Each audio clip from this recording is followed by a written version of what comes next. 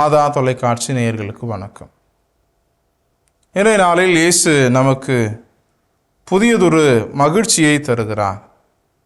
நான் உங்களை மீண்டும் காணும்போது உங்கள் உள்ள மகிழ்ச்சி அடையும். உங்கள் மகிழ்ச்சியை யாரும் உங்களிடமிருந்து நீக்கிவிட முடியாது என்று அறிவுறுத்துகிறார். நம்முடைய வாழ்வில் மகிழ்ச்சி என்பது நாம் எவ்வளவு வைத்து கொண்டிருக்கிறோம் அல்லது எவ்வளவு பணங்களை பொருட்களை நாம் சேர்த்து வைத்திருக்கிறோம் என்பதை பொறுத்து அல்ல, மாறாக நாம் எதற்காக வாழ்கிறோம் என்பதை பொறுத்தே அமைகிறது. இன்னொரு விதத்தில் இன்பமும் துன்பமும் நம்முடைய வாழ்க்கையில் நடைபெறுகிற பொழுது அது அந்த நிகழ்வுகளை பொறுத்தது அல்ல, மாறாக அந்த நிகழ்வை நாம் எப்படி எடுத்துக்கொள்கிறோம் என்பதை பொறுத்தே அமைகிறது.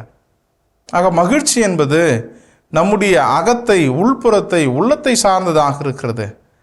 ஒருவேளை இந்த மகிழ்ச்சி புறத்தை சார்ந்தது என நாம் எடுத்துக்கொள்கிறோம் எனில் கடவுள் நம்மளை சூழ்நிலை கைதிகளாக படைத்திருக்கிறார் என்றுதான் அர்த்தமாக இருக்கிறது.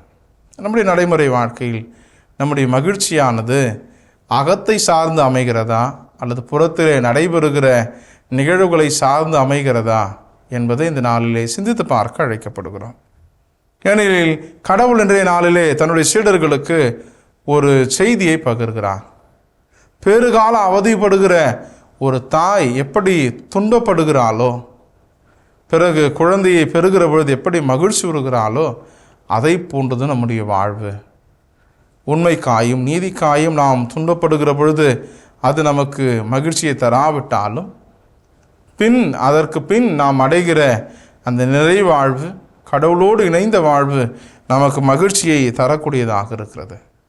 ஆக நம்முடைய மனம், அகமனம் ஒரு விதையை போன்றது. எப்படி ஒரு விதை எல்லா சூழ்நிலைகளிலும் தாங்கி வளர்கிறதோ அதே போல நம்முடைய மனதில் இருக்கிற மகிழ்ச்சியானது எல்லா சூழ்நிலையும் ஏற்று வாழக்கூடியதாக இருக்க வேண்டும் என்பதை கற்றுத்தருகிறார். ஆக நம்முடைய மகிழ்ச்சி என்பது புறத்தை சார்ந்தது அல்ல, அகத்தை சார்ந்தது. அப்போ அகவாழ்வு எப்படிப்பட்டதாக இருக்கிறது? நம்முடைய அகவாழ்வில் நமக்கு முக்கியமாக இருக்கக்கூடிய நம்ம ஆன்மா எதை பற்றி பிடித்து கொண்டிருக்கிறது என்பதையும் இந்த நாளிலே நாம் சிந்தித்து பார்க்க அழைக்கப்படுகிறோம். கசப்பான துன்பங்கள் நம்முடைய வாழ்வில் வருகிற பொழுது அவற்றை நாம் அச்சுறுத்துதலாக ஏற்றுக்கொள்ளாமல் கடவுளுடைய ஆசீர்வாதங்கள் நமக்கு மாறுவிடத்தில் வருகிறது என்று நாம் அதை ஏற்றுக்கொள்ள வேண்டும்.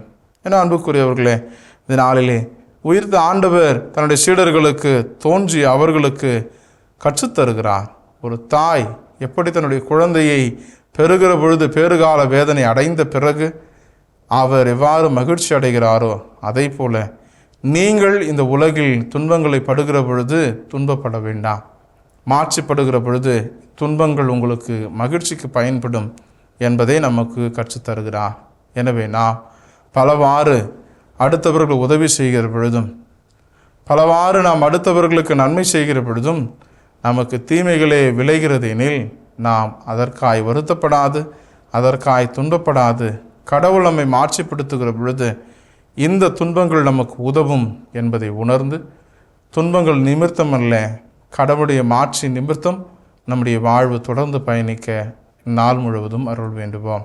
இயேசுவுக்கே புகழ், இயேசுவுக்கே நன்றி. மரியே வாழ்க.